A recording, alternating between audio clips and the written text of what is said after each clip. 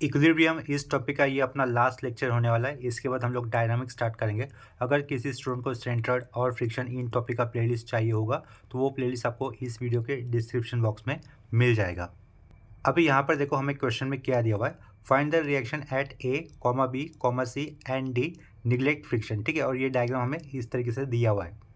यहाँ पर क्वेश्चन के अंदर जो डायग्राम आया हुआ है उसे आप लोग सर्कल, सिलेंडर या फिर रोलर कंसिडर कर सकते हो। ठीक है, या फिर स्पीयर भी कंसिडर कर सकते हो, जिनके मास क्या है रिस्पेक्टिवली 100 किलो न्यूटन और ये 50 किलो न्यूटन। ठीक है, और उनके डायमीटर किस तरीके से दिया हुआ है, देखो 1.7 मीटर डायमीटर दिया हुआ है पहले वाले सिलेंडर के लिए, और दूसरे वाले सिलेंडर के लिए डायमीटर दिया हुआ है 0.7 मीटर। इस क्वेश्चन के अंदर हमें सपोर्ट रिएक्शन पूछे गए हैं at point A, at point B, at point C और ये एट पॉइंट डी। ठीक है, तो यहाँ पर देखो बड़े वाले सिलेंडर पर कितने सपोर्ट रिएक्शन दिख रहे हैं हमें यहाँ से, पॉइंट ए वाला एक, पॉइंट बी वाला दो और पॉइंट डी के ऊपर तीन। ठीक है, यानी कि सिलेंडर जो बड़ा सिलेंडर दिख रहा है हमें उसके ऊपर तीन अननोन या फिर तीन रिएक्शन आएंगे at point A, B and D respectively. ठीक है, और छोटा वाला जो सिलेंडर दिख रहा है वहाँ पर सपोर्ट रिएक्शन कितनी होगी या फिर रिएक्शन कितने दिखेंगे, एट पॉइंट सी और ये एट पॉइंट डी ही दिख रहा है। ठीक है, यानी कि जो छोटा वाला सिलेंडर है वहाँ पर सपोर्ट रिएक्शन या फिर अननोन फोर्सेस दो है, एट पॉइंट सी और एट पॉइंट डी वाला। इसके कारण पहले हमें उसी का फ्री बॉडी डायग्राम कंसीडर करना होगा। ठीक है, free body diagram in case of connected ties problem हम ऐसा बॉडी पहले सेलेक्ट करते हैं जिसके ऊपर नंबर ऑफ अननोन्स कम आते हो। ठीक है, इस केस में छोटे वाले सिलेंडर पर नंबर ऑफ अननोन्स या फिर number of reaction unknown reaction कम आ रही है, तो उसका पहले हमें फ्री बॉडी डायग्राम बनाना होगा। ठीक है, फ्री बॉडी डायग्राम जब हम लोग निकालते हैं उसके अंदर हमें जो इंक्लाइन फोर्स रहते हैं उनका इंक्लिनेशन पता ही होना चाहिए। ठीक है, तो वो जो कुछ रफ वर्क होगा हमारा इंक्लिनेशन निकालने वाला हम लोग इसी डायग्राम के अंदर कर देंगे। तो क्वेश्चन के अंदर ये जो मेन डायग्राम था इसके अंदर जो मैं चेंजेस करूँगा वो मैं दूसरे पेन से करूँगा। ठीक है, ताकि आपको जो एक्चुअल डायग्राम और जो चेंजेस किए वो आपको क्लियरली समझ में आ जाएंगे। देखो जहाँ पर ये दो सिलेंडर कनेक्ट हो रहे हैं एट पॉइंट डी, वहाँ पर क्या रहेगा, सपोर्ट रिएक्शन या फिर रिएक्शन एट पॉइंट डी रहेगा बड़े वाले सिलेंडर पे और ये छोटे वाले सिलेंडर पे भी होगा। ठीक है, कहने का मतलब आर डी रिएक्शन यानी कि रिएक्शन एट पॉइंट डी ये दोनों तरफ रहेगा, सिलेंडर बड़े वाले सिलेंडर पर भी रहेगा और छोटे वाले सिलेंडर पे भी होगा। ठीक है, लेकिन उनका डायरेक्शन कैसे रहेगा, अपोजिट रहेगा। और डायरेक्शन हम लोग हमेशा अवे फ्रॉम द पॉइंट लेते हैं या फिर अवे फ्रॉम द सेंटर लेते हैं। ठीक है, तो यहाँ पर मेन काम क्या होगा, आरडी का इंक्लिनेशन कितना होगा ग्राउंड के साथ वो निकालने वाला मेन काम होगा। ठीक है, मोस्ट ऑफ द स्टूडेंट वहीं पर गलती कर सकते हैं, तो इसके कारण उनके आगे के आंसर भी गलत हो जाएंगे। ठीक है, अगर आरडी का इंक्लिनेशन गलत निकालते हैं तो। ठीक है, तो देखो सबसे पहले मैं क्या कर लेता हूँ, यहाँ पर ये जो दो सिलेंडर दिख रहे हैं ना उनके सेंटर को ज्वाइन कर लेता हूँ। ठीक है, तो उनके सेंटर को मैंने ज्वाइन कर दिया, तो वो जो सेंटर लाइन पास होगी ना दोनों सेंटर को ज्वाइन करने वाली, वो उनके कॉन्टैक्ट पॉइंट से ही पास होगी, यानी कि पॉइंट डी से ही पास होगी। ठीक है, इसी लाइन के ऊपर आर डी रिएक्शन आने वाला है। ठीक है, ये लाइन हम लोगों ने ड्रॉ कर दी, इसी लाइन के ऊपर आर डी रिएक्शन होगा। ठीक है, तो यहाँ से एक हॉरिजॉन्टल लाइन भी ड्रॉ कर लेता हूँ, यहाँ से एक मैंने हॉरिजॉन्टल भी लाइन ड्रॉ कर दी। ठीक है, जो कि यहाँ पर नीचे कट करके, तो हमें ये वाला अंदर वाला इंक्लिनेशन पता करना होगा। ठीक है, यहाँ पर देखो ये जो छोटा वाला सिलेंडर दिख रहा है ना उसके सेंटर से भी हम लोग एक हॉरिजॉन्टल लाइन पास कर देते हैं, तो यहाँ आपका जितना एंगल होगा वही एंगल इधर भी होगा। ठीक है, इतना क्लियर है। ये अल्टरनेट जेड दिख रहा है, अल्टरनेट एंगल हो जाएंगे, ये जेड बन रहा है ना, तो ये अल्टरनेट एंगल हो जाएंगे, अल्टरनेट एंगल सेम ही होते हैं। तो जितना एंगल नीचे आएगा उतना एंगल ऊपर होगा, यानी कि आर डी का इंक्लिनेशन आपको छोटे वाले और बड़े वाले सिलेंडर में मिल जाएगा। ठीक है, मेन काम क्या है, आर डी का इंक्लिनेशन कैसे फाइंड आउट करें, तो देखो ये ऊपर की तरफ जाएगा आर डी रिएक्शन बड़े वाले सिलेंडर के लिए, और छोटे वाले सिलेंडर के लिए आर डी रिएक्शन ये बाहर की तरफ आएगा, थर्ड क्वाड्रेंट में होगा, और फर्स्ट क्वाड्रेंट में किसके लिए होगा, बड़े वाले सिलेंडर के लिए होगा आर डी का रिएक्शन। जो बड़ा वाला सिलेंडर दिख रहा है उसके सेंटर को मैं नेमिंग कर देता हूँ ओ। ठीक है, और जो छोटा सिलेंडर दिख रहा है उसके सेंटर को मैं नेमिंग कर देता हूँ एम। ठीक है, तो ओ से लेकर ए तक का लाइन ड्रॉ कर देता हूँ जो कि परपेंडिकुलर होगा ये वाले पर। तो ओ से लेकर ए तक का लाइन हम लोगों ने ड्रॉ कर दिया, और ओ से लेकर बी तक का भी लाइन हम लोग ड्रॉ कर देते हैं। ठीक है, इतना क्लियर होगा। देखो यहाँ पर 90 डिग्री का एंगल होगा, यहाँ पर भी 90 डिग्री का एंगल होगा। उसके बाद ये देखो कॉर्नर वाला पॉइंट दिख रहा है, इसको भी मैं नेमिंग कर देता हूँ, उसको नेमिंग कर देता हूँ टी, इसको नेमिंग कर दिया टी, तो उसको भी मैं ज्वाइन कर देता हूँ, उसको डॉटेड लाइन से ड्रॉ कर देता हूँ। ठीक है, ऐसे डैश डैश डैश करके ओ से लेकर टी का डिस्टेंस मैंने जोड़ दिया, ये टी लिखा हुआ मैंने, ये टी समझो। ठीक है, ये वाला कॉर्नर का पॉइंट क्या था, टी था। अभी देखो यहाँ से हम लोग आर ए का इंक्लिनेशन डायरेक्टली निकाल सकते हैं, यहाँ पर अंदर का एंगल कितना दिया हुआ है हमें 50 डिग्री। ठीक है, तो आर ए का रिएक्शन कैसे होगा, इस सरफेस को हमेशा परपेंडिकुलर आएगा ना, तो यहाँ से क्या लिखेंगे हम लोग, आर ए लिखेंगे। ठीक है, ये आर ए हमने लिखा, आर ए का इंक्लिनेशन कितना होगा, देखो यहाँ से एंगल कितना है 50 है, ये कितना होगा 90, ये 90 है, ये 50 है, तो ये आर ए का इंक्लिनेशन कितना होगा, आर ए का इंक्लिनेशन ग्राउंड के साथ या फिर हॉरिजॉन्टल के साथ 40 डिग्री का होगा। ठीक है, तो वो 40 डिग्री हम लोग यहाँ पर लिख लेंगे। इस साइड में देखो ये एंगल बनाया और साइड में मैं क्या लिखूँगा, आर ए का इंक्लिनेशन कितना मिला हमें, 40 डिग्री। ठीक है, तो वो 40 डिग्री लिखा हुआ आपको समझा होगा। बड़े वाले सिलेंडर के लिए आर बी रिएक्शन कैसा रहेगा, यहाँ से ऊपर की तरफ परपेंडिकुलर होगा। ठीक है, बड़े वाले सिलेंडर पर ये आर बी रिएक्शन देखो मैंने ऊपर की तरफ दिखाया, ऊपर की तरफ वो कैसे होगा, परपेंडिकुलर होगा ग्राउंड के साथ। ठीक है, यहाँ पर बी पॉइंट लिखा होता है, उस बी पॉइंट को मैं साइड में लिख लेता हूँ। आर बी रिएक्शन कैसे होगा, ऊपर की तरफ होगा, ये साइड में मैंने आर बी लिखा हुआ, ये R A reaction. R A reaction का इंक्लिनेशन कितना होगा ग्राउंड के साथ, 40 डिग्री का होगा। ठीक है, ये दोनों रिएक्शन आर ए और आर बी कहाँ से पास होंगे, सेंटर से पास होंगे। आप लोग यहाँ पर ट्रायंगल ओ ए टी और ये ट्रायंगल ओ बी टी पे ध्यान दो। ये दोनों ट्रायंगल कैसे सिमिलर ट्रायंगल है, क्योंकि देखो ये 90 डिग्री का एंगल है, एंगल बी, और ये एंगल है 90 डिग्री का एंगल है। ये कॉमन साइड है। ठीक है, ये कॉमन साइड है दोनों का, और ये ए ओ और ये बी ओ, वो रेडियस भी कॉमन है क्योंकि वो एक ही सिलेंडर की रेडियस है।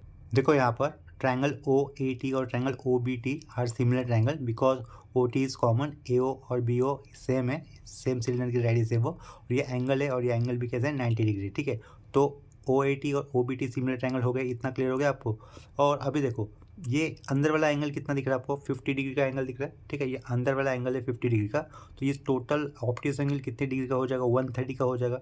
130 का ये एंगल किसके लिए बन रहा है, A T O plus O T B मिलाकर बन रहा है। क्या कहा, ये जो साइड का 130 का एंगल दिख रहा है ना आपको, वो किससे बन रहा है, ओ मतलब ए टी ओ, ये वाला एंगल होगा ए टी ओ, और ये बी टी ओ, इनसे मिलाकर बन रहा है। ठीक है, और ये दोनों ट्रायंगल कैसे सिमिलर है, इसका मतलब हर एक एंगल कितना हो जाएगा, एक साइड में 65 का हो जाएगा। ठीक है, ये टोटल कितना बन रहा है 130, दोनों ट्रायंगल सिमिलर थे, तो ये अंदर का एंगल कितना होगा, एक 65 का होगा, और ये पीछे का भी कितना होगा, 65 होगा। ठीक है, तो यहाँ पर देखो ये क्या लिखा हमने, 65 लिखा अंदर का एंगल, और ऊपर का भी एंगल कितना हो जाएगा 65।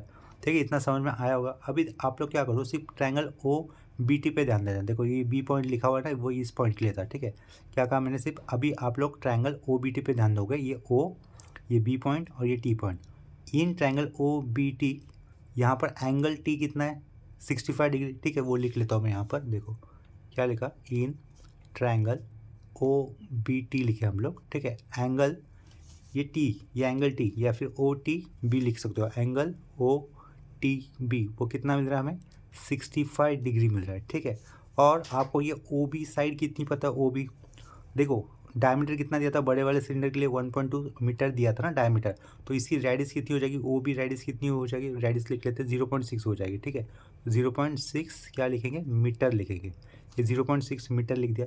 तो यहाँ से हम लोग in triangle O B T, in triangle O B T, ये बी टी डिस्टेंस निकाल सकते हैं आराम से, ये बी वाला पॉइंट और ये टी वाला डिस्टेंस, बी टी डिस्टेंस निकाल सकते हैं, तो निकाल लेते हैं। ठीक है, बी टी डिस्टेंस कैसे होगा, आपको ये एंगल पता है cos 65 क्या होगा, एडजेसेंट साइड अपॉन हाइपोटेन्यूज नहीं पता ना हमें, ओ टी नहीं पता, लेकिन इस सामने वाला साइड पता ना, तो हम लोग tan 65 यूज़ करना होगा। देखो in triangle O B T हमने क्या लिखा है, एंगल ओ टी बी कितना लिखा है 65 डिग्री, ये ओ बी लेंथ कितना लिखा हुआ है 0.6 मीटर रेडियस हो गया ये बड़े वाले सिलेंडर का। ठीक है, हमें क्या निकालना है, ये बी टी डिस्टेंस निकालना है। क्यों निकाल रहे हैं वो आपको आगे पता चल जाएगा।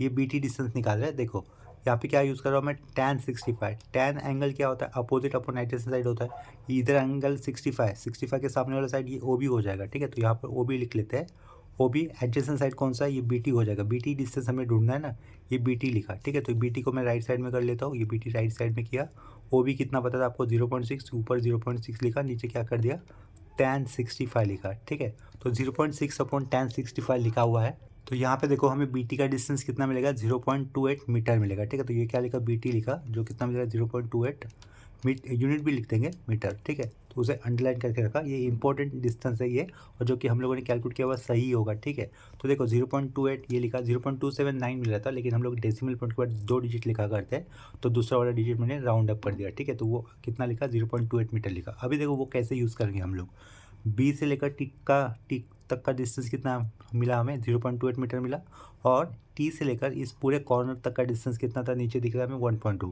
तो 1.2 में से अगर मैं 0.28 सब्ट्रैक्ट कर दूंगा तो बी से लेकर यहाँ तक का डिस्टेंस रहेगा वो। ठीक है, तो वो निकाल लेते हैं 1.2 में से, 1.2 में से हमें किसे सब्ट्रैक्ट करना है 0.28, इसको सब्ट्रैक्ट करना होगा। ठीक है, तो हमें डिस्टेंस कितना मिलता है, देखो 0.92 डिस्टेंस मिलता है, ये मीटर में रहेगा ये। तो देखो ओ से लेकर बी एक सीधा लाइन है, इस बी के आगे यहाँ तक इस क्वार्टर तक का डिस्टेंस कितना मिला अभी हमें 0.92 मिला, ठीक है। तो इसको मैं लिख लेता हूँ, ये रफी वर्क कर रहा हूँ ना, तो यहाँ से यहाँ तक मैंने दिखा दिया आपको, ठीक है। फ्री बॉडी डायग्राम हमने अब तक निकाला नहीं है, हम लोग एक्चुअल क्वेश्चन के अंदर जो डायग्राम दिया था ना उसके ऊपर ही काम कर रहे थे, ठीक है। तो देखो ये जीरो से लेकर इस बी पॉइंट से लेकर यहाँ तक का डिस्टेंस कितना मिला 0.92 मिला, ठीक है। अभी ध्यान दो, इस सी से लेकर एम तक का डिस्टेंस कितना होगा, छोटे सिलेंडर का रेडियस जितना, क्या कहा, सी से लेकर एम तक का डिस्टेंस कितना, छोटे सिलेंडर का रेडियस जितना, जो कितना होगा, ये 0.7 डायमीटर है ना, तो रेडियस कितनी हो जाएगी 0.35 हो जाएगी, ठीक है। यानी कि इधर यहाँ से अगर एक वर्टिकल लाइन ड्रॉ कर देते हैं हम लोग, इस तरीके से मैं कर्ली लाइन ड्रॉ कर देता हूँ, तो ये यहाँ से लेकर इधर तक का डिस्टेंस कितना है 0.35, तो 0.92 माइनस 0.35 कर दो, तो ये वाला बिंदु और ये वाला जो बिंदु है ना, यानी कि पॉइंट, यहाँ से लेकर यहाँ तक का डिस्टेंस मिलेगा। इसी का मतलब आपको इस ओ से लेकर इधर तक का डिस्टेंस मिलेगा, ठीक है। इसको हम लोग नेमिंग कर देते हैं, चलो एन कर देते हैं, इस पॉइंट को नेमिंग क्या कर दिया हम लोगों ने, एन दिखा दिया, ठीक है। तो वो डिस्टेंस कितना होगा 0.92 माइनस 0.35, तो ओ से लेकर एन तक का आपको डिस्टेंस मिल जाएगा, ठीक है। तो निकाल लेते हो कितना मिलता है 0.92 माइनस 0.35, ठीक है। तो वो करने पर हमें डिस्टेंस मिलेगा 0.57, तो इसका मतलब इस ओ से लेकर एन तक का डिस्टेंस हमें कितना मिला 0.57 मिला, ठीक है। तो वो यहाँ पर लिख लेते हैं, 0.57 लिखा। ओ से लेकर इस एम तक का डिस्टेंस कितना है, इसका रेडियस प्लस इसका रेडियस 0.35, इसका रेडियस कितना है 0.6 है, ठीक है। तो ये देखो, ये एडजेसेंट साइड आपको पता है 0.75, आपको हाइपोटेन्यूज पता है क्योंकि इधर 90 डिग्री होने वाला है ना, तो ये हाइपोटेन्यूज बनेगा, ठीक है। आपको एडजेसेंस पता है, हाइपोटेन्यूज पता है, उससे आप लोग क्या निकाल सकते हैं, ये एंगल निकाल सकते हैं। अगर ये एंगल हो गया तो ये ऊपर का भी यही एंगल हो गया, ठीक है। तो अपना काम बन गया फिर।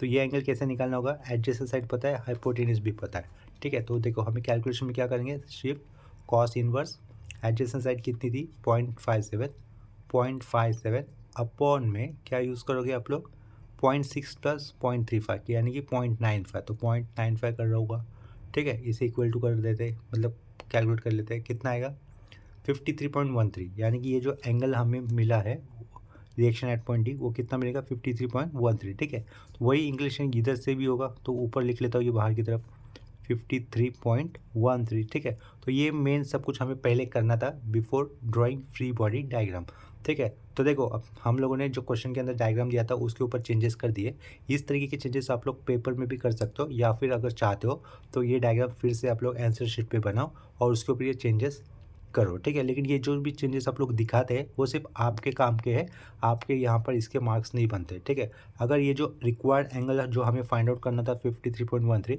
ये आप लोग किसी भी तरीके से just right angle find out कर लेते हो और उसका यूज़ आगे आप लोग सही तरीके से करते हो, तो आपका काम बन जाएगा। ये एंगल किस तरीके से निकालते हैं, ये एंगल निकालने वाला काम दिखाने की एग्ज़ाम में ज़रूरत नहीं होती, ठीक है।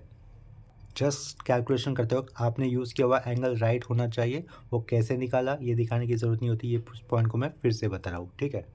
तो अभी इसके आगे हम लोग आंसर लिखने के लिए शुरुआत करेंगे। सबसे पहले हमें किस सिलेंडर का फ्री बॉडी डायग्राम निकालना होगा ये हमें क्लियर है, हमें छोटा वाला सिलेंडर लेना होगा, ठीक है। तो हम लोग यहाँ पर इस तरीके से लिख देंगे, drawing free body diagram for small cylinder.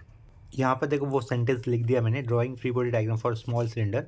अभी डायग्राम के अंदर आओ, छोटा वाला सिलेंडर का हम लोग एक शेप बना देंगे इस तरीके से सर्कल का, ठीक है। ये ऊपर से नीचे, सेंटर से नीचे आएगा क्या 50 किलो न्यूटन का वेट, तो ये 50 किलो न्यूटन का वेट दिखाया हम लोगों ने यूनिट के साथ, ठीक है। आरसी रिएक्शन देखो, आरसी रिएक्शन ड्रॉ नहीं किया था हमने, वो कैसे एक्ट होगा, वॉल से रिएक्ट हो रहा है ना, तो वो लेफ्ट साइड की तरफ जाएगा, ठीक है। लेफ्ट साइड की तरफ जाएगा तो हम लोग उसको और भी सेंटर से लेफ्ट साइड की तरफ जाते हुए दिखा सकते हैं, ठीक है। तो यहाँ पे मैं क्या लिखूँगा आरसी लिखूँगा, ठीक है। ये हो गया। यहाँ से एम पॉइंट से नीचे की तरफ थर्ड क्वाड्रेंट में कौन सा रिएक्शन आएगा, थर्ड क्वाड्रेंट में कौन सा रिएक्शन होगा, रिएक्शन एट पॉइंट डी होगा, ठीक है।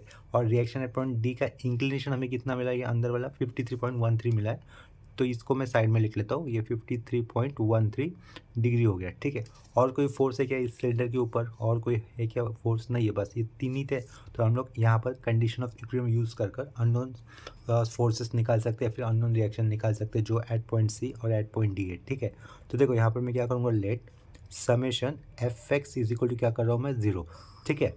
तो ये R C left side act करेगा तो उसे माइनस आर सी लिखना होगा, क्योंकि ये force along negative x axis act कर रहा है, तो उसे हम लोग लिखेंगे माइनस आर सी, ठीक है। फिर से माइनस पुट कर दिया, R D reaction acting in third quadrant में उसका एक्स कॉम्पोनेंट होगा नेगेटिव, ठीक है। आगे हमें लिखना होगा ये फोर्स की value R D x component लिख लेंगे, इसके कारण हम लोग यहाँ पर कॉस ले रहे हैं। कॉस लेने के बाद उस फोर्स के लाइन ऑफ एक्शन है एक्स एक्सिस के साथ बनाया हुआ एक्यूट एंगल, जो कितना है 53.13 है। तो यहाँ पर क्या लिखना है 53.13, ठीक है। सारे हॉरिजॉन्टल फोर्सेस कंसिडर कर दिए हमने यहाँ पर, इक्वल टू क्या करोगे 0, ठीक है। इसे आप लोग माइनस साइन से मल्टीपल कर दो, तो ये लेफ्ट साइड में प्लस हो जाएंगे, राइट साइड में 0 रहेगा। ये आर सी लिखा प्लस आर डी लिखा कॉस 53.13, ठीक है। 53.13 लिखा इक्वल टू 0, इसे नंबर 1 से रिप्रेजेंट कर लेंगे, ठीक है। एंड अभी क्या किया, summation F Y is equal to 0, ठीक है। तो देखो आर सी का वर्टिकल कंपोनेंट आएगा ही नहीं, बिकॉज ये हॉरिजॉन्टल फोर्स दिख रहा है, ठीक है। तो आर सी का वर्टिकल कंपोनेंट आएगा ही नहीं, फिर भी हम लोग आर सी को लिख देते, उसका कोएफिशिएंट 0 देगा, ठीक है। ये क्या लिखा, फिर 0 आर सी लिखा माइनस आर डी, यहाँ पर साइन होगा, एंगल क्या लिखेंगे 53.13 लिखेंगे, और ये -50 होगा इज इक्वल टू 0, ठीक है। तो देखो आर डी थर्ड क्वाड्रेंट में था, थर्ड क्वाड्रेंट में वर्टिकल कंपोनेंट होता है नेगेटिव, तो ये क्या लिखे minus R D sine 53.13 minus 50 newton kilo newton का फोर्स वर्टिकल डाउनवर्ड एक्ट कर रहा था, तो उसके कारण डायरेक्टली माइनस लिखा इक्वल टू 0, ठीक है। नेक्स्ट केस में क्या करेंगे, -50 को इक्वल टू के आगे लेके जाएंगे तो वो हो जाएगा प्लस, पीछे क्या लिखा 0 आर सी लिखा, ये माइनस आर डी लिखा, ठीक है। यहाँ पर क्या रहेगा sine 53.13 is equal to 50, number 2 कर दो फ्रॉम 1 and 2, ठीक है। 1 and 2 साइमल्टेनियस इक्वेशन है ये इन 2 वेरिएबल्स, उसको सॉल्व कर लो, आप लोगों को डायरेक्टली आर सी और आर डी की वैल्यू मिल जाएगी। तो आगे हम लोग लिखेंगे solving equation 1 and 2 and we get R C and R D, ठीक है। डायरेक्टली उसको मैं कैलकुलेट कर देता हूँ। आर सी की वैल्यू हमें मिलेगी 37.5, ठीक है। तो वो लिख देंगे हम लोग 37.5, यहाँ पर 0.5 किलो न्यूटन भी होगा, और आर डी की वैल्यू हमें मिलेगी -62.5, ठीक है। -62.5 यूनिट साइड में ऑलरेडी लिख दिया है, ठीक है। इसके बाद अभी हमें free body diagram for larger cylinder consider करना होगा। आगे देखो सेंटेंस लिख दिया है, now drawing free body diagram for larger cylinder. तो देखो बड़ा वाला सिलेंडर देखो, उसका भी डायग्राम पिछले जैसे ही होगा, ये ऐसे हम लोग एक सर्कल दिखा देंगे, सेल्फ वेट उसका वर्ड सेंटर से नीचे की तरफ पास होगा, जिसका वैल्यू कितनी है 100 किलो न्यूटन है, ठीक है। यहाँ से देखो नीचे से ऊपर की तरफ सेंटर से ही, या सेंटर से ही नीचे से ऊपर की तरफ सेंटर से ही आर बी रिएक्शन पास होगा, जो कि अननोन है, जिसे हमें निकलना है, ठीक है। यहाँ से देखो 40 डिग्री के इंक्लिनेशन पे ना ग्राउंड के साथ, ये अंदर वाला 50 था, इधर 90 रहेगा, तो ये कितना होगा 40 होगा। 40 डिग्री के इंक्लिनेशन पे ग्राउंड के साथ इधर से एक आर ए रिएक्शन आएगा, जो कि अगर मैं सेंटर से पास करूँगा तो कहाँ पे जाएगा, फर्स्ट क्वाड्रेंट में जाएगा, ठीक है। तो इस तरीके से दिखाया, यहाँ से हम लोग सेंटर से एक हॉरिजॉन्टल लाइन भी ड्रॉ कर लेंगे, तो ये इंक्लिनेशन कितना होगा 40 डिग्री होगा, और यहाँ पे क्या दिखाओगे आप लोग आर ए लिखोगे, ठीक है। अभी देखो सेंटर से नीचे की तरफ, पहले कैसा था, सॉरी सेंटर से नीचे की तरफ नहीं होगा, सेंटर से ऊपर की तरफ ही होगा, ठीक है। तो यहाँ से हम लोग के ऊपर की तरफ ही एक आर डी रिएक्शन भी दिखाएंगे, और आर डी का इंक्लिनेशन कितना होगा 53.13, ठीक है। पहले वाले सिलेंडर में आर डी का रिएक्शन हम लोगों ने नीचे की तरफ दिखाया था ना, तो अभी इस केस में हमें कैसे दिखाना होगा, आर डी का रिएक्शन ऊपर की तरफ दिखाना होगा, ठीक है। हमेशा अवे फ्रॉम द पॉइंट दिखाना होता है। तो पहले केस में देखो अवे फ्रॉम द पॉइंट दिखाया, फिर सेंटर दिखाया, अवे फ्रॉम द पॉइंट, तो इस केस में भी कैसा होना चाहिए था, अवे फ्रॉम द पॉइंट ही होना चाहिए था, ठीक है। तो ये वाला एंगल देखो, ये बड़ा सा एंगल मैं दिखा देता हूँ किसका, आर डी का, जो कितना था इधर साइड में लिख लेता हूँ 53.13, ठीक है। ये अंदर वाला आर डी रिएक्शन है, जिसकी वैल्यू कितनी है 40 डिग्री है, ठीक है, एक्स के साथ, वो हम लोगों ने एंगल दिखा दिए। अभी हम लोग यहाँ पर कंडीशन ऑफ इक्विलिब्रियम यूज़ करेंगे। कितने फोर्सेस दिख रहे हैं डायग्राम में आपको, 3 दिख रहे, सॉरी 4 है। एक ये 100 किलो न्यूटन वाला self load R B vertically upward, ये आर ए फर्स्ट क्वाड्रेंट और आर डी भी फर्स्ट क्वाड्रेंट में यहाँ पर, ठीक है। इनमें से हमें कौन से पता है, आर डी पता है 100 पता है, आर बी और आर ए नहीं पता, जिनकी वैल्यू हमें इस केस में अभी निकालनी होगी, ठीक है। सेम हम लोग आगे कंडीशन ऑफ इक्विलिब्रियम अप्लाई कर कर जो अननोन फोर्सेस है उसके लिए इक्वेशन बना लेंगे, फिर उसके बाद कंसर्न इक्वेशन आने के बाद उसको सॉल्व करेंगे साइमल्टेनियसली, फिर हमें अननोन मिल जाएंगे, ठीक है।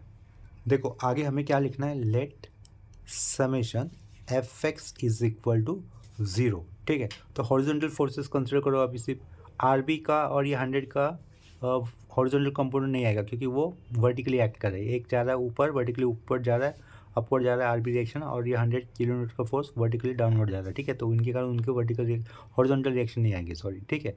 तो देखो आर ए और आर डी ये इंक्लाइन फोर्सेस, तो उनके हॉरिजॉन्टल कंपोनेंट आएंगे। आर ए का क्या रहेगा, देखो आर ए कॉस 40 आएगा, प्लस क्या लिखूँगा मैं, आर डी लिखूँगा, फिर कॉस लिखा, आर डी कॉस करने के बाद मुझे क्या लिखना होगा, आर डी, ये आर था, आर डी कॉस, कॉस कितना है उसका 53.13 इंक्लिनेशन है ना, उसने एक्स एक्सिस के साथ बनाया हुआ, ठीक है, वो लिखा, R A cos 40 plus R D cos 53.13 और कोई हॉरिजॉन्टल फोर्स है क्या डायग्राम के अंदर नहीं है, ठीक है, तो इक्वल टू क्या कर देंगे 0, ठीक है। यहाँ पर हमें आर डी की वैल्यू पता है, वो इक्वल टू के आगे रखने पर यहाँ से क्या हो जाएगा, वो माइनस हो जाएगा, पीछे क्या रहेगा आर ए cos 40 रहेगा equal to minus R D किया, साइड में कॉस लिखा 53 पॉइंट आगे 13 लिखना है हमें, ठीक है, ये 53.13 हो गया। अभी नेक्स्ट स्टेप में आपको आर डी की वैल्यू पता है, देखो आर डी की वैल्यू कितनी पता थी हमें, -62.5 थी ना, वो हम लोग यहाँ पर डायरेक्टली सब्स्टिट्यूट कर देंगे, -62.5 आर डी की वैल्यू थी, साइड में माइनस था, तो वो वैल्यू कैसी हो जाएगी, प्लस हो जाएगी। 62.5 इस वैल्यू के साथ हमें मल्टीपल करना है cos 53.13 को, पीछे क्या रहेगा आर ए cos 40 रहेगा, ठीक है, इक्वल टू के आगे हमें वैल्यू मिलेगी 37.5, ठीक है, तो वो हम लोग लिख देंगे 37.5, ये लिख दिया। यहाँ से हम लोग आर ए की वैल्यू डायरेक्टली निकाल सकते हैं बाय डिवाइडिंग 37 बाय cos 40, तो यहाँ पर हमें आर ए की वैल्यू मिलेगी 48.9527 दिख रहा है, तो हम लोग डेसिमल पॉइंट के बाद 2 ही डिजिट लिखेंगे, तो वो हमें क्या लिखना होगा 48.95, ठीक है, तो देयरफॉर हमें यहाँ पर लिखना है R A is equal to 48.95, unit भी लिखोगे किलो न्यूटन, ठीक है। अगर कोई स्टूडेंट इस आर ए की वैल्यू को 49 किलो न्यूटन भी लिखता है तो भी चलेगा, ठीक है, उसका आंसर राइट ही कंसिडर किया जाएगा। इसके बाद हमें सेम डायग्राम पे समेशन एफ ऑफ वाई ये कंडीशन यूज़ करना होगा, ठीक है, ये एंड लिखा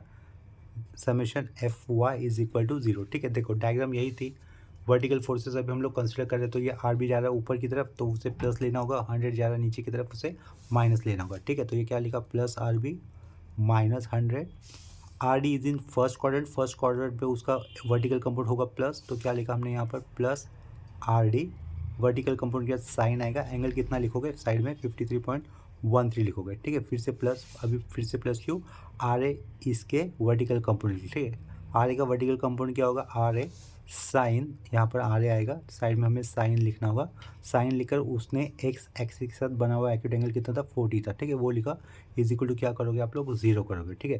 तो यहाँ पे देखो सिर्फ आर बी को छोड़कर सारे पता है, आर डी पता है, आर ए तो ऊपर ही निकाला है, वो वैल्यू हम लोग सब्स्टिट्यूट कर देंगे तो हमें डायरेक्टली आर बी रिएक्शन मिल जाएगा, ठीक है। तो लेफ्ट साइड में आर बी रखा, ये -100 इक्वल टू के आगे जाने पर +100, ये plus R D equal to के आगे जाने पर माइनस आर डी, साइड में क्या साइन 53.13, ये plus R A equal to के आगे जाने पर माइनस, नीचे लिखूँगा आर ए साइन 40, ठीक है। तो इसे कैलकुलेट कर लेते हैं, R B is equal to ये 100 रखा, फिर से minus R D itself minus में था, देखो आर डी की वैल्यू बता रहा हूँ, ये आर डी ये पीछे वाला पार्ट है, यहाँ से लिखना चालू किया था हमने, देखो आर डी की वैल्यू कितनी मिली थी हमें उधर -62.5 ये मिली थी, ठीक है। तो अगर इस आर डी में -62.5 पुट करूँगा तो वहाँ माइनस माइनस प्लस बन जाएगा, तो 62.5 लिखा, ठीक है। साइड में फिर ये साइन 53.13 लिखना होगा, साइन 53.13, ठीक है। आर डी की वैल्यू लिखोगे, ये माइनस आर डी नहीं, वहाँ पर वो आर ए लिखा हुआ था, आर ए की वैल्यू देखो कितनी होगी फिर अपने पास, इधर आर ए जो हमने निकाला था 48.95, ठीक है, तो इधर क्या लिखेंगे माइनस के आगे ये 48.95 लिखेंगे, साइड का ये क्या रहेगा साइन 40, ठीक है, ये 48.95 हो गया, ये आर ए लिखा हुआ है, ठीक है। तो इसको कैलकुलेट करने पर आपको रिएक्शन एट पॉइंट बी मिल जाएगा, देयरफॉर लास्ट में हम लोग उसको कैलकुलेट कर लेते हैं, रिएक्शन एट पॉइंट बी को अंडरलाइन जो भी वैल्यू आएगी वो यूनिट क्या लिखना है हमें किलो न्यूटन, ठीक है। तो यहाँ पर हमें रिएक्शन एट पॉइंट बी की वैल्यू मिल जाएगी, देखो कितनी 118.535 मिल रही है, तो हम लोग क्या लिखेंगे 118.54 लिख देंगे, ठीक है, 118.54, ये हो गया हमारा फाइनल रिक्वायर्ड आंसर। जो भी अननोन थे, अननोन सपोर्ट रिएक्शन जो कि हमें क्वेश्चन में फाइंड आउट करने थे, उनको हम लोग अंडरलाइन कर देंगे। यहाँ पर एक रिएक्शन एट पॉइंट बी मिला हुआ है, रिएक्शन एट पॉइंट ए मिला हुआ है, पिछले वाले पेज पे रिएक्शन एट पॉइंट डी भी मिला हुआ है और रिएक्शन एट पॉइंट सी भी मिला हुआ है, ठीक है। तो एग्जामिनर क्या चेक करेगा, यही जो आप लोगों ने आंसर हाईलाइट किया हुआ है ना, वही मेन आंसर चेक करते हैं वो लोग। इसके बाद सेम कंसेप्ट करो, अभी दूसरा प्रॉब्लम कर लेते हैं। देखो क्वेश्चन इस तरीके से दिया हुआ है, determine the magnitude and direction of the smallest force P required to start the wheel W is equal to 10 newton over the block, ठीक है। तो देखो क्वेश्चन में डायग्राम हमें इस तरीके से दिया हुआ है, ये जो क्वेश्चन के अंदर डायग्राम दिया है उसको मैं फिर से दूसरे पेज पे बना लेता हूँ, ठीक है। मेन सब कुछ काम क्या होगा डायग्राम का ही होता है स्टैटिक्स के अंदर। देखो क्वेश्चन को एक बार फिर से पढ़ लेते हैं, determine the magnitude and direction of the smallest force P required to start the wheel W equal to 100 newton over the block, ठीक है। जब इस P फोर्स की वजह से इस अब हमें ये जो रोलर दिख रहा है, ये जो व्हील दिख रहा है, उसको अगर पुल करना होगा, ठीक है, जब ये पुल किया जाएगा व्हील को, इन दैट केस ये इस कर्व के ऊपर आ जाएगा, ठीक है। तो इसका मतलब ये वाले कॉन्टैक्ट पॉइंट से एक सपोर्ट रिएक्शन व्हील में पास होगा, ठीक है। लेकिन व्हील का इस इंक्लाइन वाले पॉइंट है ना, इंक्लिनेशन के ऊपर जो कॉन्टैक्ट पॉइंट है ना, वो छूट जाएगा, क्योंकि पुल की वजह से वो ऊपर उठ जाएगा मतलब उसका कॉन्टैक्ट पॉइंट इस इंक्लिनेशन के ऊपर जो कनेक्टेड पॉइंट आ रहा है, कॉन्टैक्ट पॉइंट है, तो उससे उसका कॉन्टैक्ट छूट जाएगा, ठीक है, इस व्हील का। इसका मतलब ये वाले पॉइंट पे सपोर्ट रिएक्शन नहीं होगा जब पी इस फोर्स की वजह से व्हील इस कर्व की तरफ ऊपर की तरफ उठेगा तब, ठीक है। ये यानी कि यहाँ पर रिएक्शन नहीं आएगा। इतना क्लियर हो गया ये? देखो, इस डायग्राम को मैंने नीचे दूसरे पेज पे बना लिया, तो इस क्वेश्चन को मैं साइड में कर लेता हूँ। जो भी गिवन डेटा दिया हुआ है हमें वो इस तरीके से है। मैंने अभी पॉइंट क्या डिस्कस किया था, इस फोर्स की वजह से ये व्हील ऊपर की तरफ जब उठेगा इस कर्व के ऊपर, तो इस पॉइंट पे सपोर्ट रिएक्शन आएगा, ठीक है, या फिर रिएक्शन आएगा इस व्हील के ऊपर। लेकिन इस व्हील का कॉन्टैक्ट पॉइंट इस ग्राउंड वाले पॉइंट से छूट जाएगा, ठीक है, यानी कि यहाँ पर रिएक्शन नहीं आएगा। तो इस क्वेश्चन को सॉल्व करने के लिए हमें सब इतना तो पता है कि फ्री बॉडी डायग्राम बनाना होगा। लेकिन आप लोग फ्री बॉडी डायग्राम दो तरीके से निकाल सकते हो। दो तरीके से कैसे? अगर आप लोग हॉरिजॉन्टल एक्सिस जो भी होगा आपका हॉरिजॉन्टल वाला रेफरेंस, ठीक है, वो एक्चुअल वाला लोगे, ठीक है, यानी कि ये जो 30 डिग्री का इंक्लिनेशन वाला जो लाइन दिख रहा है ना, वो आपने एक्चुअल वाला एक्स एक्सिस माना, ठीक है। या फिर दूसरा तरीका क्या होगा, ये जो इंक्लाइन सरफेस दिख रहा है ना आपको, आप लोग उसको एक्स एक्सिस मान सकते हो, ठीक है। मैंने क्या बोला, आप लोग एक तो ये जो नीचे वाला ग्राउंड दिख रहा है पहला हॉरिजॉन्टल लाइन, इसको एक्स एक्सिस मान के सम को सॉल्व कर सकते हो, या फिर फ्री बॉडी डायग्राम बना सकते हो, या फिर ये जो इंक्लाइन वाला लाइन दिख रहा है उसको आप लोग एज अ एक्स एक्सिस मानकर सम को सॉल्व कर सकते हो, ठीक है। तो मैं क्या करूँगा, ईजी वे क्या होता है, इंक्लिनेशन की प्रॉब्लम में जो इंक्लिनेशन होता है ना उसको एक्स एक्सिस मानना ज़्यादा ईजी होता है, ठीक है। तो मैं क्या करूँगा, ये जो इंक्लिनेशन दिख रहा है ना आपको, उसको मैं एक्स एक्सिस मान लूँगा, ठीक है। तो क्या कर रहा हूँ, ये जो इंक्लिनेशन है उसको मैं एक्स एक्सिस मान रहा हूँ। इसका मतलब एक्स एक्सिस को पैरेलल मैं सेंटर से एक लाइन ड्रॉ करूँगा, वो इस तरीके से होगी फिर, ठीक है। देखो, इस तरीके से एक लाइन पास होगी, इस तरीके से एक लाइन पास होगी नीचे वाले इंक्लिनेशन को, ठीक है। ये कितनी डिग्री की होने वाली है, 30 डिग्री की, ठीक है। तो देखो, ये लाइन इस तरीके से, ये लाइन इसको पैरेलल है। अगर अंदर इसका इंक्लिनेशन ग्राउंड के साथ 30 डिग्री का है, तो इसका भी इंक्लिनेशन कितना होगा, 30 डिग्री का होगा, 30 डिग्री का होगा ग्राउंड के साथ, ठीक है। ये जो मैंने ब्लू लाइन ड्रॉ की है उसको आपको अभी क्या मानना है, एक्स एक्सिस मानना है, बाकी का सब कुछ भूल जाओगे। ब्लू लाइन को आप लोग एक्स एक्सिस मानोगे, और यहाँ से ये एक मैं परपेंडिकुलर लाइन ड्रॉ कर रहा हूँ, ठीक है, आप लोग उसको क्या मानोगे, वाई एक्सिस मानोगे। तो ये वाई एक्सिस वाला पार्ट में डॉट में दिखा रहा हूँ, ये आप मानोगे वाई एक्सिस, ठीक है। इतना क्लियर हो गया? वाई एक्सिस मैंने ड्रॉ किया और ये एक्स एक्सिस पहले ड्रॉ किया, ठीक है। तो देखो, यहाँ से एक रिएक्शन होगा, वो जो रिएक्शन होगा वो कैसे पास होगा, या इधर से सेंटर से पास होगा, ठीक है। तो देखो, इस तरीके से आगे जाएगा वो वहाँ को हम लोग लिख लेते हैं, रिएक्शन एट पॉइंट बी लिख लेते हैं। इस पॉइंट को हम लोग नेमिंग देते हैं बी, ठीक है। इसको मैंने नेमिंग दे दिया सपोज बी, तो ये क्या दिखाऊंगा मैं, ऊपर की तरफ रिएक्शन एट पॉइंट बी दिखाऊंगा, ठीक है। इतना क्लियर हो गया ये? अभी इस क्वेश्चन के अंदर हमें सिर्फ इंक्लिनेशन निकालना है, inclination of this P force with this X axis, inclination of this R B reaction with this X axis, also inclination of this 10 kilo newton weight, ठीक है, विथ दिस, ये वाला जो ब्लू लाइन दिख रहा है ना, आपको उसके साथ इंक्लिनेशन निकाल लेना है, ठीक है। एक बार आपको ये तीनों फोर्सेस के इंक्लिनेशन आ गए with respect to this line, तो आपको लैम्बिस थ्योरम यूज़ कर इसका आंसर इजीली मिल जाएगा। देखो, इस डायग्राम को ऑब्जर्व करो, ये नीचे वाला ट्रायंगल देखना आप लोग, इस कॉर्नर पे एंगल कितना है, 30 डिग्री, ये कैसा होगा, 90 डिग्री होगा, ठीक है। अगर ये 90 डिग्री है, ये 30 डिग्री है, तो इधर का एंगल कितना होगा जाएगा, 60 डिग्री हो जाएगा, ठीक है। तो इधर का एंगल कितना हो जाएगा, मैंने कहा 60 डिग्री हो जाएगा, ठीक है। जो वर्टिकल रोड आपको दिख रहा है, आप लोग उसको एक्सटेंड कर दो, उसके लाइन को हम लोगों ने कर दिया एक्सटेंड, ठीक है। तो देखो, ये ट्रायंगल, मतलब ये ट्रायंगल का ये पॉइंट और ये पॉइंट, देखो, ये वर्टिकली डाउनवर्ड हम लोगों ने नीचे एक्सटेंड किया, तो इधर एंगल कितना होगा, 90 डिग्री। ये कितना था, 30 डिग्री था, यानी कि W 10 न्यूटन इस वर्टिकल लोड का। ये वाले लाइन के साथ एंगल कितना बन रहा है इधर, 30 डिग्री, ठीक है। ये वाली लाइन के साथ बन रहा है 30 डिग्री। अगर इधर 30 डिग्री बनेगा तो इस ब्लू वाली लाइन के साथ कितना होगा, 60 डिग्री, ठीक है। तो वो हम लोग यहाँ पर इस तरीके से 60 डिग्री मेंशन कर देंगे। हमें यहाँ पर पी का इंक्लिनेशन नहीं पता है, उन्होंने पूछा भी है फाइंड डायरेक्शन, ठीक है। डायरेक्शन यानी कि इंक्लिनेशन वो भी पूछा है। सेकंड का कोऑर्डिनेट तो दिख रहा है, लेकिन डायरेक्शन कितने डिग्री पे होगा ये नहीं पता, तो वो उसको हम लोग थीटा मान लेंगे, ठीक है। ये पी का इंक्लिनेशन नहीं पता। इस एक्स एक्सिस के साथ ये ब्लू वाली लाइन को मैंने एक्स एक्सिस माना हुआ है, ठीक है। तो ये 10 न्यूटन का फोर्स हमें किस कोऑर्डिनेट में जाते हुए दिख रहा है, ये जो ब्लू लाइन एक्स एक्सिस है, ये जो vertical blue line Y axis से मान के चलो, तो ये 10 न्यूटन का फोर्स हमें फोर्थ क्वाड्रेंट में जाते हुए दिखाई देगा, जो कि एक्स एक्सिस का कितने डिग्री का एंगल दिखाई दे रहा है, 60 डिग्री का बना हुआ दिख रहा है, ठीक है। पी का इंक्लिनेशन नहीं पता, वो हमने कितना माना, थीटा माना। यहाँ से इस पॉइंट से अगर मैं इसको एक्सटेंड कर देता हूँ इस तरीके से, वो आर बी रिएक्शन जाएगा ऊपर की तरफ, जो कि फर्स्ट क्वाड्रेंट में होगा। उसका इंग्लिशन नहीं पता हमें इस एक्स एक्सिस के साथ, ठीक है, तो वो इंग्लिश हमें फाइंड आउट करना होगा, ठीक है। तो देखो ये वाले पॉइंट से मैंने यहाँ तक मैंने पेंसिल से ये लाइन ड्रॉ कर दी है, और इधर से लेकर इस तरीके से कर्ली लाइन ड्रॉ कर लेता हूँ, ठीक है, यहाँ तक। इतना समझा? अभी देखो ये पॉइंट से यहाँ तक का डिस्टेंस टोटल कितना है, क्या कह रहा हूँ मैं, इस पॉइंट से लेकर यहाँ तक का टोटल डिस्टेंस कितना है, रेडियस कितनी दिख रही है आपको, 60 सेंटीमीटर। तो यहाँ से लेकर यहाँ तक का डिस्टेंस कितना होगा, 60 सेंटीमीटर होगा, ठीक है। उन 60 में से आप लोग 15 सेंटीमीटर कम कर दोगे, क्योंकि इधर हाइट कितनी 15, तो इधर 60 में से 15 कम करने पर ये कितना होता है 45। तो यहाँ से लेकर ये देखो, यहाँ से लेकर ये इस पॉइंट से लेकर इधर तक का कितना है 45, वापस कह रहा हूँ मैं। टोटल कितना था 60 था, इस 60 में से हम लोग ये वाला 15 कम कर देंगे, तो ये 15 कम कर दिया, तो यहाँ से लेकर यहाँ तक का डिस्टेंस कितना आया 45 आया, ठीक है। तो यहाँ से लेकर यहाँ तक का 45 आया, और आपको यहाँ से लेकर यहाँ तक का डिस्टेंस पता है कितना, रेडियस जितना, तो ये 60 है और ये है 45।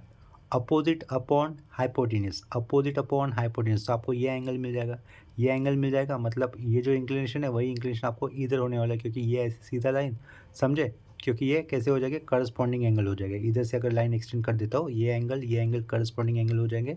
तो एंगल आपको कैसे निकालना है, साइन इनवर्स 45/60 करना है, ठीक है। हमें एंगल की वैल्यू मिलेगी 48.59, तो वो इंग्लिश में यहाँ पे लिखूंगा 48.59। फिर से देखो पॉइंट को मैं मेंशन करूंगा, यहाँ पर मैंने ये ब्लू वाले हॉरिजॉन्टल लाइन को क्या माना है, इसको, ये जो ब्लू लाइन दिख रही है ना कोई इंक्लाइन, उसको मैंने एक्स एक्सिस माना है। ये फिर ये वाली लाइन क्या हो जाएगी, वाई एक्सिस हो जाएगी, ठीक है। इसका हम लोग फ्री बॉडी डायग्राम बना लेते हैं। आगे देखो मैं कैसा लिख रहा हूँ, ड्राइंग FBD लिखा, ठीक है, ड्राइंग फ्री बॉडी डायग्राम। ये लाइन क्या थी आपकी, एक्स एक्सिस थी, तो उसको मैं ड्रॉ कर लेता हूँ इस तरीके से, एक्स एक्सिस थी वो ड्रॉ कर दी। इस तरीके से इंक्लाइन थी ना, लेकिन मैंने उसको ग्राउंड में बता दिया, तो उसको परपेंडिकुलर क्या हो जाएगा, वाई एक्सिस हो जाएगा, ठीक है। तो ये पी फोर्स, यहीं पर देखो, ये जो पी फोर्स है, पी फोर्स कौन से क्वाड्रेंट में दिख रहा है आपको, ये वर्टिकल का लाइन पार्ट है, ये हॉरिजॉन्टल का पार्ट है। पी फोर्स दिख रहा है हमें किस क्वाड्रेंट में, सेकंड क्वाड्रेंट में। इंक्लिनेशन कितना है, इसके साथ थीटा का है, तो वो इस दिखा देता हूँ ना मैं, सेकंड क्वाड्रेंट में जा रहा है पी फोर्स, जो कि हमें फाइंड आउट करना है, और उसका डायरेक्शन यानी कि ये थीटा भी हमें फाइंड आउट करना होगा, ठीक है। इधर देखो, ये वर्टिकल लाइन का पार्ट है, ये हॉरिजॉन्टल लाइन का पार्ट है, जिसमें क्या आ रहा है आरबी, आरबी किस क्वाड्रेंट में आ रहा है, फर्स्ट क्वाड्रेंट में, और उसका इंक्लिनेशन कितना है 48.59। तो देखो इधर फर्स्ट क्वाड्रेंट क्या दिखाएंगे हम लोग, आरबी दिखाएंगे, और इंक्लिनेशन कितना उसका 48.59 था, ठीक है, वो लिखा। अभी देखो ये कौन किसका पार्ट है, ये वाला ब्लू लाइन है एक्स एक्सिस का पार्ट है, ये वाला ब्लू लाइन है वाई एक्सिस का पार्ट है, जिसके साथ इधर एक्स एक्सिस के साथ ये डब्लू का इंक्लिनेशन कितना आया 60 डिग्री, ठीक है। तो हम लोग इधर से नीचे की तरफ कितना लेंगे, 60 डिग्री लेंगे, ठीक है। उसको क्या लिखेंगे इधर 10 न्यूटन लिखेंगे, ठीक है, और ये वैल्यू कितनी है 60 डिग्री है, ठीक है। व्हील जब पी इस फोर्स की वजह से ऊपर की तरफ आएगा, तो उसका ये वाले कांटेक्ट पॉइंट से कनेक्शन छूट जाएगा, ठीक है। तो इसका मतलब यहाँ पर सपोर्ट रिएक्शन नहीं आएगा, तो उसके कारण हमें कोई फोर्स रिएक्शन नहीं होगा, तो कुछ लिखना ही नहीं वहाँ पर, तो इसका फ्री बॉडी डायग्राम नहीं रहेगा, ये पॉइंट ऐसे ही छूट जाएगा, ठीक है। तो बेसिकली इस व्हील के ऊपर कितने फोर्सेस रहेंगे, 3 फोर्सेस रहेंगे। Wheel reaction at point B, इस कॉर्नर से आने वाला सेल्फ लोड, और पी ये पुल रहेगा, ठीक है। हम ये पी इस पुल की मिनिमम वैल्यू निकालनी होगी। तो देखो डायग्राम इस तरीके से रहेगा। तो हम लोग क्या करेंगे आगे, यहाँ पर हम लोग कंडीशन ऑफ इक्विलिब्रियम यूज़ कर लेंगे। तो वो कैसे करेंगे, देखो लेट क्या किया, summation F X is equal to 0 कर दूंगा। सारे हॉरिजॉन्टल फोर्सेस के एक्स कंपाउंड आएंगे। यहाँ पर पी कैसे लिखा हुआ है, सेकंड क्वाड्रेंट में जाते हुए दिख रहा है ना हमें, तो उसका एक्स कंपाउंड कैसे होगा, माइनस पी कॉस थीटा लिखना होगा, थीटा नहीं पता हमें, प्लस आर बी लिखूंगा मैं, ठीक है, प्लस आर बी लिखा। आर बी लिखने के बाद राइट साइड में क्या आएगा, उसका एक्स कंपोनेंट में कॉस लिखोगे आप लोग, 48.59 भी आएगा एंगल, ठीक है, ये हो गया। प्लस 10 लिखना है हमें, कॉस क्या इतना लिखोगे 60 इज इक्वल टू क्या करना होगा 0 करना होगा, ठीक है। तो यहाँ से हम लोग आर बी की वैल्यू निकाल लेंगे। देखो ये माइनस पी कॉस थीटा लिखा है, वो इक्वल टू के आगे जाएगा तो क्या हो जाएगा, प्लस हो जाएगा। पीछे क्या लिखा, फिर ये आर बी लिखा, साइड में क्या लिख रहा हूँ, कॉस 48.59 लिख रहा हूँ, ठीक है, equal to minus P cos theta equal to के आगे रखने पर प्लस में लिखा हम लोगों ने, ठीक है। ये माइनस 10 कॉस 60 कितना होता है 1/2 होता है, 10 इंटू 1/2, ठीक है, कितना होगा 5 होगा, ये +5 इक्वल टू के आगे जाएगा तो क्या होगा -5 होगा, ठीक है। इतना क्लियर हो गया। तो यहाँ से आप लोग आर बी की वैल्यू क्या बता सकते हो, R B is equal to P cos theta -5 upon P cos theta -5 upon क्या लिखोगे, कॉस 48.59 लिख दोगे, ठीक है। इतना क्लियर हो गया। इसके बाद अभी हम लोग कंडीशन ऑफ इक्विलिब्रियम ही यूज़ करेंगे, that is summation F Y equal to 0। ये second condition of equilibrium use करनी होगी हमें। एंड अभी हमें नेक्स्ट स्टेप में लिखना है summation F Y is equal to 0, ठीक है। देखो इस डायग्राम के अंदर आपको अभी सिर्फ वर्टिकल फोर्सेस कंसिडर करने होंगे। P cos theta second quadrant में वर्टिकल कंपोनेंट प्लस होता है, यहाँ पर आर बी साइन 48.59 लिखना होगा, इधर -10 साइन 60 लिखना होगा, ठीक है। तो वो हम लोग लिख देंगे, ठीक है। तो पहला क्या आएगा, पी साइन थीटा आएगा, जो कि हमने लिखा, देखो डायग्राम सेकेंड क्वाड्रेंट में है ना ये पी फोर्स, तो पी साइन थीटा लिखा, उसका वर्टिकल कंपोनेंट, आर बी का वर्टिकल कंपोनेंट प्लस ही आएगा, तो इधर क्या लिखूंगा मैं, प्लस आर बी साइन 48.59 लिख दिया हम लोग, ठीक है।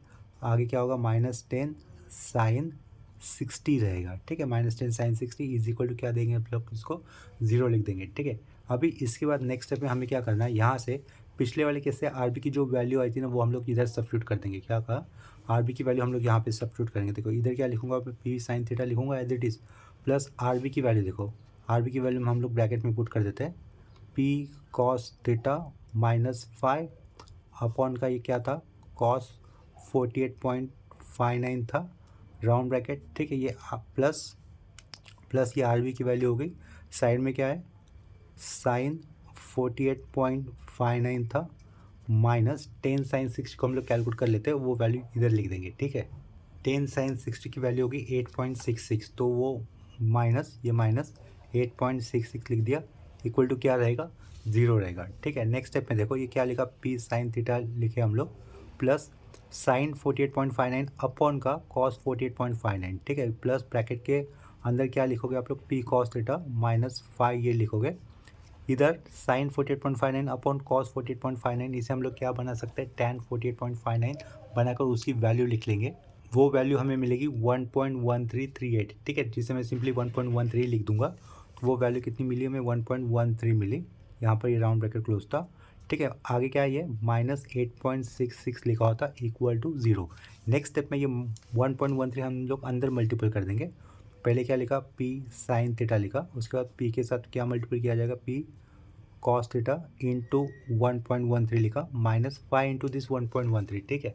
तो 5 इंटू 1.13 उसकी वैल्यू होगी 5.65, ठीक है, लेकिन माइनस में लिखना होगा, 5.65 ये माइनस में हमें लिखना होगा, -8.66 था इक्वल टू 0, ठीक है। तो आगे देखो ये वाले स्टेप में से हम लोग किसे कॉमन बाहर ले सकते हैं, ये वाले स्टेप में से पी को बाहर ले सकते हैं ना हम लोग, और ये वाला नंबर कहाँ पे जाएगा, इक्वल टू के आगे जाएगा, ठीक है।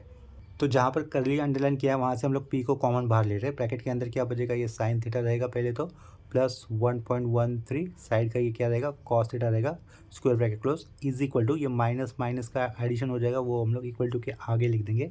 उनकी वैल्यू कितनी होगी, 8.66 प्लस 5.65, ठीक है, जिसका आंसर बन रहा है यहाँ से 14.31, ये इक्वल टू के आगे लिख देंगे हम लोग 14.31। नेक्स्ट स्टेप में क्या करूँगा, देखो ये sine theta plus 1.13 cos theta है, हम लोग राइट साइड में लिखेंगे तो वो 14.31 के अपॉन में लिखना होगा, ठीक है। तो लेफ्ट साइड में क्या रहेगा, पी रहेगा 14.31 अपॉन में क्या आएगा, sine theta plus 1.13 cos theta, ठीक है। ये पी हमें एक फंक्शन मिला in terms of theta variable, ठीक है, दिख रहा है आपको, पी फंक्शन मिला in terms of theta variable, हमें पी कैसा चाहिए, मिनिमम चाहिए था, ठीक है। उन्होंने क्वेश्चन में पूछा था find minimum value of P, ठीक है। तो इसके लिए ये पी फोर्स मिनिमम रखने के लिए क्या करना होगा, हमें डी पी यानी कि डेरिवेटिव निकालना होगा पी इस फंक्शन का with respect to what, theta के साथ, क्यों, क्योंकि थीटा इस वेरिएबल से बना हुआ ये फंक्शन दिख रहा है ना पी का, ठीक है। For P to be minimum, ठीक है, क्या लिखा, for P to be minimum लिखा, तो हमें क्या करना होगा, D P upon D theta, क्योंकि थीटा वेरिएबल से बना हुआ है, क्या होना चाहिए, 0 होना चाहिए, ठीक है। तो देखो 1/x का डेरिवेटिव क्या होता है, -1/x², ठीक है। तो ये डी पी लिखा हमने यहाँ पर, पीछे क्या कर दिया, डी थीटा कर दिया, इक्वल टू 1/x का डेरिवेटिव होता है -1/x², ऊपर का नंबर कांस्टेंट है तो ये कांस्टेंट एज इट इज़ रहेगा, 14.31 एज इट इज़ रहेगा। ये पूरा जो फंक्शन नीचे का पार्ट है ना, थीटा वेरिएबल से बना हुआ फंक्शन है, वो एक्स की जगह पे आया हुआ है, यानी कि 1/x, देखो 1/x का डेरिवेटिव क्या होता है, -1/x², और जो एक्स की जगह पे आता है उसका फिर से डिफरेंशिएट किया जाता है, राइट। तो हम लोग ये नीचे वाला पार्ट एक्स की जगह पे आया हुआ है, तो उसका डेरिवेटिव कैसे होगा, माइनस, ठीक है, ये तो कांस्टेंट था, साइड में किया 1/x², यानी कि क्या लिखोगे, sine theta plus 1.13 cos theta का होल स्क्वायर, ठीक है, -1/x² लिखा, 1/x का डेरिवेटिव, फिर जो x की जगह पे आता है उसका फिर से डिफ्रेंशिएट किया जाता है, तो साइन का डेरिवेटिव क्या होगा, कॉस थीटा होगा, ये कांस्टेंट साइड में रहेगा 1.13 और कॉस का डिटेल्स क्या होगा माइनस साइन, तो -1.13 क्या लिखोगे आप लोग साइड में साइन थीटा लिखोगे, लास्ट में ये राउंड ब्रैकेट क्लोज कर दिया। लेकिन यहाँ पर ध्यान दो dp/d कितना लिया गया है, 0 लिया है, क्यों, क्योंकि for p to be minimum, तो ये वैल्यू हम लोग क्या लिखेंगे 0 लिखेंगे, ठीक है। -14.31 लिखा, अपॉन में क्या लिखा, ये ब्रैकेट के अंदर sine theta plus 1.13 cos theta का होल स्क्वायर होगा, साइड में क्या होगा एक ब्रैकेट के अंदर cos theta minus 1.13 sine theta होगा, ठीक है। लास्ट में स्क्वायर ब्रैकेट क्लोज। अभी देखो ये जो भी पूरा टर्म बता रहा हूँ ना मैं -14.31 अपॉन ये ब्रैकेट और होल स्क्वायर, वो सब कुछ जीरो के नीचे जाएगा तो क्या होगा 0 होगा, ठीक है। राइट साइड में क्या बचेगा फिर only cos theta minus 1.13 sine theta बचेगा, ठीक है। नेक्स्ट स्टेप में हम लोग यहाँ से थीटा वैल्यू निकाल सकते हैं, कैसे, देखो -1.13 इक्वल टू के पीछे लेके जाओ, वो प्लस हो जाएगा, माइनस तो -1.13 का प्लस 1.13 लिखा, साइड में क्या लिखा साइन थीटा लिखा, is equal to cos theta रहेगा, ठीक है। तो अभी ध्यान दो sine theta as it is रख रहा हूँ, नीचे में कॉस थीटा लेके आता हूँ इक्वल टू 1.1 अपॉन 1.13 कर देता हूँ, आया समझ में ये, देखो 1.13 साइन के साथ मल्टीप्लाई होगा तो 1.13 साइन थीटा और ये कॉस थीटा, ठीक है।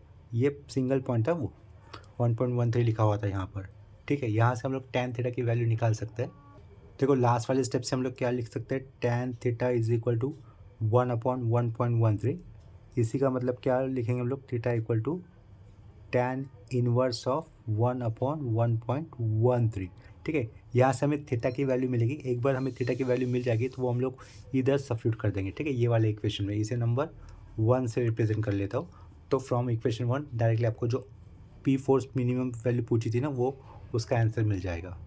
पेज को थोड़ा ऊपर कर लेते हैं, यहाँ से हम लोग theta equal to tan inverse upon 1 upon 1.13 को कैलकुलेट कर लेते हैं। थीटा की वैल्यू हमें मिलेगी 41.507 दिख रहा है, तो हम लोग इसे क्या लिख सकते हैं 41.51 लिख सकते हैं, ठीक है। तो देयरफॉर किया थीटा कितना मिला हमें 41.51 मिला, ठीक है।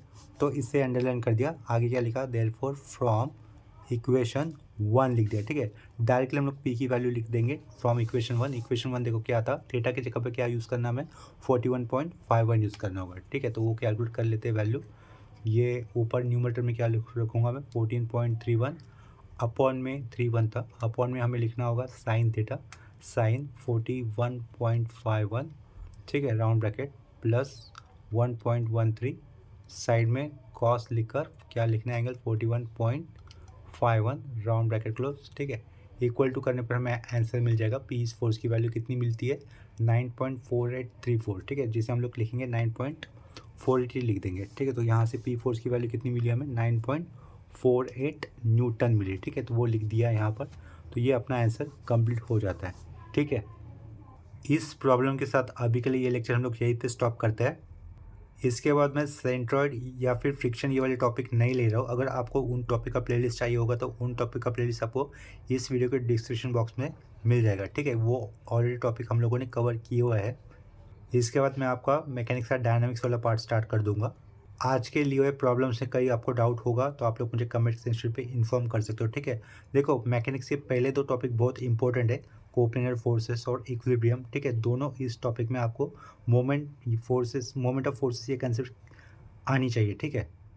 तो चलो अभी ये वीडियो हम लोग एंड करते हैं। वीडियो एंड करने से पहले सभी स्टूडेंट से कहना चाहूँगा कि अगर अब तक आप लोगों ने चैनल को सब्सक्राइब नहीं किया तो चैनल को सब्सक्राइब कर लेना, ताकि आपको न्यू अपडेटेड वीडियोस के नोटिफिकेशन मिलते रहेंगे। अगर वीडियोस आपको अच्छे लग रहे हैं, हेल्पफुल लग रहे हैं, ठीक है, तो आप लोग इसे अपने फ्रेंड के साथ ज़रूर शेयर करना और वीडियोज़ को लाइक भी कर देना। तो अभी के लिए रुकते हैं यहीं पर, मिलते हैं नेक्स्ट लेक्चर में, तब तक के लिए बाय एंड टेक केयर।